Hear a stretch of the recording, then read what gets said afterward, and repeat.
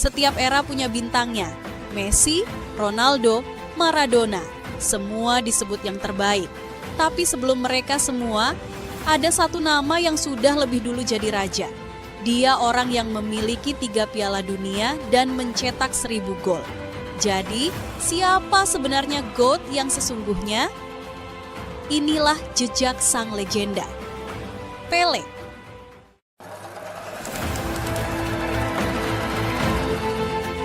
Edson Arantes do Nascimento lahir pada 23 Oktober 1940 di kota kecil Três Corações, Brasil, nama yang berarti 3 hati. Dari keluarga miskin, tanpa kemewahan, hanya mimpi sederhana ayahnya, Dondinho pernah bermimpi jadi pesepak bola besar. Tapi cedera lutut menghancurkan karirnya. Mimpi itu hampir terkubur, hingga si kecil Edson bertekad nutuk melanjutkan mimpi ayahnya. Saat itu, bola sungguhan mustahil dimiliki olehnya. Jadi, Pele kecil menendang kaos kaki berisi kain, jeruk, bahkan gumpalan koran. Ia ditertawakan teman-temannya, dan dari ejekan, lahirlah nama Pele. Nama yang awalnya memalukan, tapi justru melekat. Siapa sangka ejekan itu kelak berubah menjadi gelar kebesaran. Orei, sang raja sepak bola.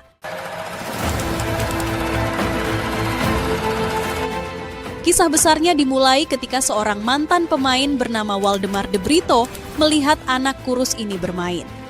Ia percaya anak ini akan jadi pemain terbaik dunia. Di usia 15 tahun, Pele pun dibawa ke klub besar pertamanya, masih remaja, masih polos. Tapi di laga debut, ia langsung mencetak gol perdananya. Sejak hari itu, Santos tahu mereka baru saja menemukan sesuatu yang istimewa. Tahun-tahun berikutnya, gol demi gol lahir dari kakinya. Bukan puluhan, tapi ratusan. Dalam semusim, ia bisa mencetak lebih dari 50 gol. Bersamanya, Santos berubah dari klub pesisir menjadi raksasa yang ditakuti di seluruh Brasil. Puncaknya tahun 1962, Santos akhirnya menjuarai Copa Libertadores. Lalu di Intercontinental Cup, mereka menantang Benfica, sang juara Eropa. Di hadapan ribuan penonton di Lisbon, Pele memborong 3 gol. Benfica yang dipimpin Eusebio tak berdaya.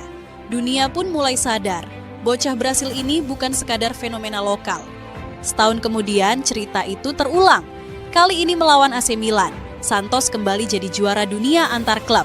Sejak saat itu mereka berkeliling dunia. Amerika, Afrika, Eropa, stadion penuh hanya untuk melihat Pele. Bukan Santos yang membawa nama Pele, tapi Pele yang membuat nama Santos mendunia. Catatannya luar biasa, 643 gol dalam 659 laga resmi. Tapi angka itu hanya pintu masuk, karena setiap golnya adalah pertunjukan. Tendangan akrobatik, dribble mustahil dihentikan, sundulan melayang tinggi. Pele bukan sekadar pencetak gol, ia tontonan, ia hiburan, ia kebanggaan Brasil.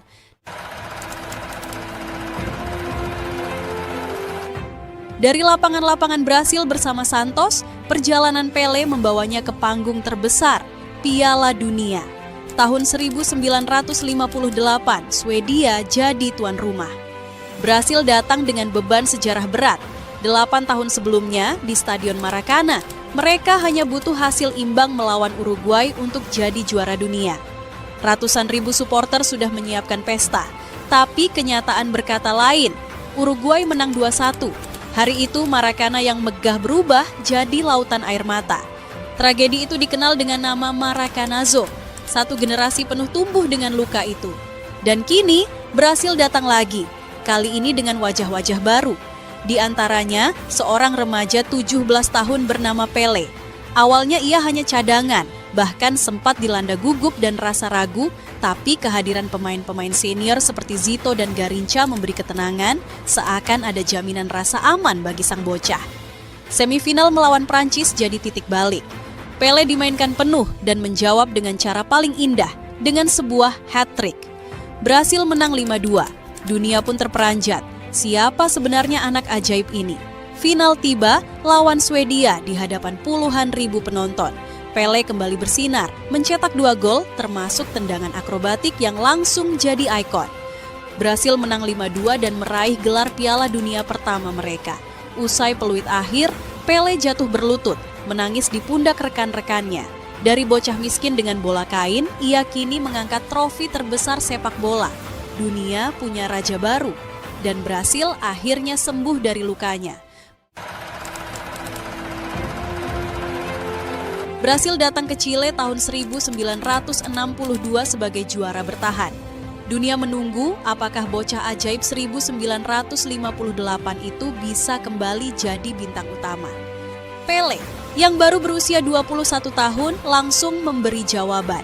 Di laga pertama melawan Meksiko, ia melewati 3 pemain, lalu menendang bola ke sudut gawang. Sebuah gol indah, bukti mengapa ia disebut sang raja, namun kebahagiaan itu singkat. Cedera otot membuatnya harus absen di sisa turnamen.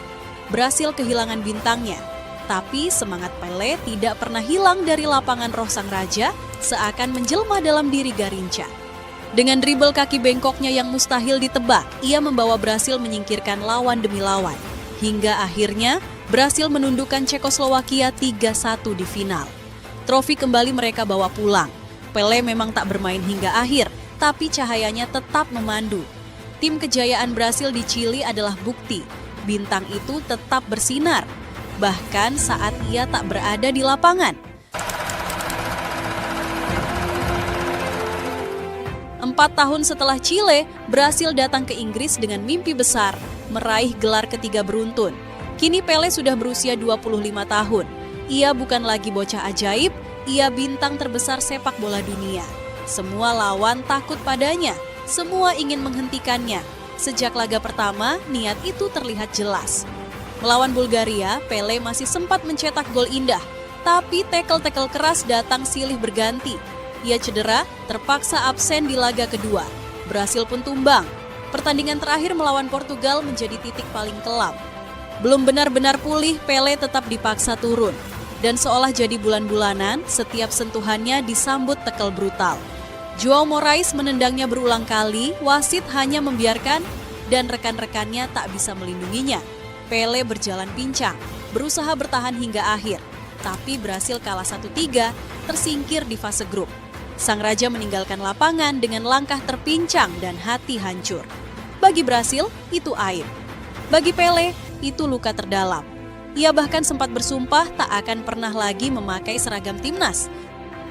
Tahun 1966 di Wembley, dunia menyaksikan bukan kemenangan, tapi tragedi saat raja sepak bola dijatuhkan dengan kejam. 4 tahun setelah tragedi di Inggris, Pelé sempat menjauh dari tim nasional. Ia tetap bersinar bersama Santos, berkeliling dunia dan memukau stadion demi stadion. Tapi Brasil yang gagal di 1966 tahu satu hal, untuk kembali berjaya, mereka butuh Pelé. Maka di Meksiko 1970, sang raja kembali mengenakan seragam kuning. Usianya 29 tahun, matang, berpengalaman. Ia bukan lagi bocah ajaib, tapi pemimpin sejati.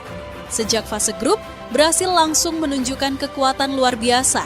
Pelé mencetak gol ke gawang Cekoslowakia, lalu menjadi otak permainan saat Brasil menundukkan Inggris 1-0 dalam laga klasik.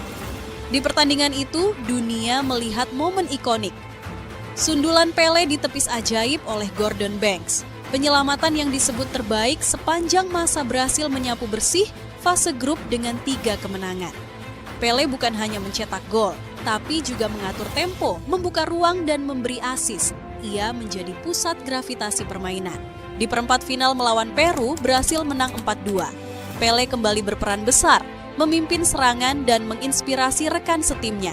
Semifinal melawan Uruguay jadi momen penebusan luka lama di Maracanazo 1950, tapi kali ini mereka menang 3-1. Lagi-lagi, Pelé berada di jantung permainan. Lalu tibalah final melawan Italia. Stadion Azteca dipenuhi lebih dari 100.000 penonton. Di menit ke-18, Pelé membuka skor dengan sundulan keras. Setelah itu, ia tetap jadi arsitek serangan. Umpan silangnya menghasilkan gol bagi Jairzinho, lalu operan cerdasnya membuka ruang bagi Gerson. Dan puncaknya, assist indah kepada Carlos Alberto yang menutup skor 4-1.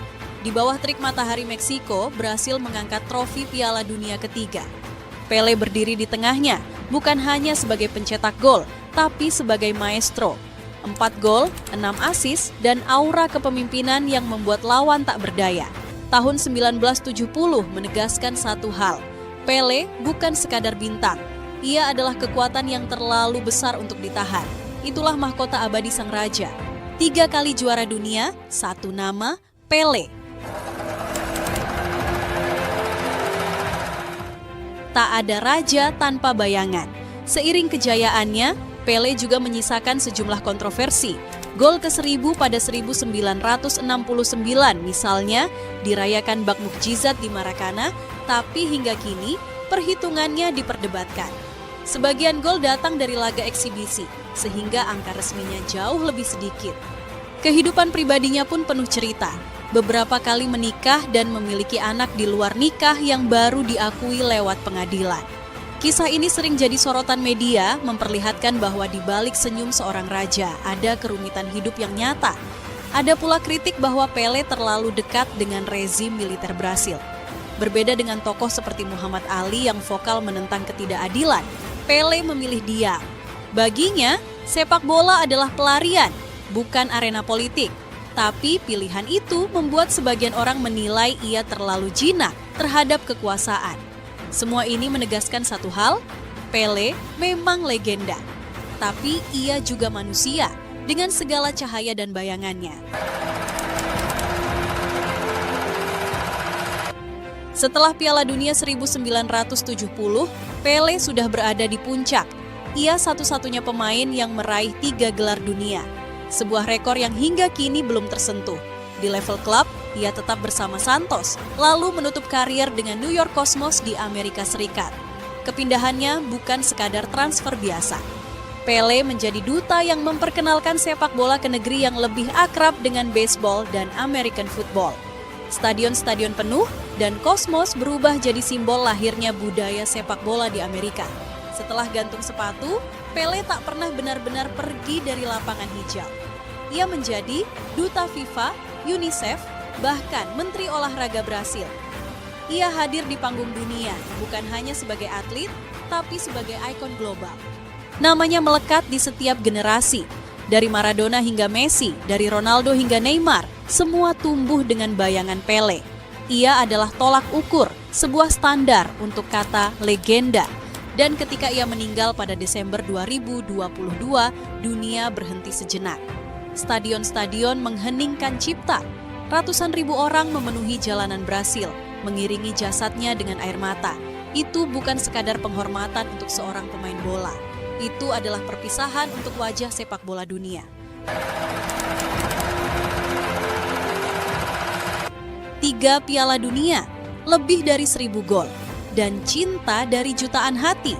Dari bola kain di jalanan miskin Brasil hingga singgasana sepak bola dunia, jejaknya menginspirasi generasi demi generasi. Pele adalah bukti bahwa sepak bola lebih dari sekadar permainan.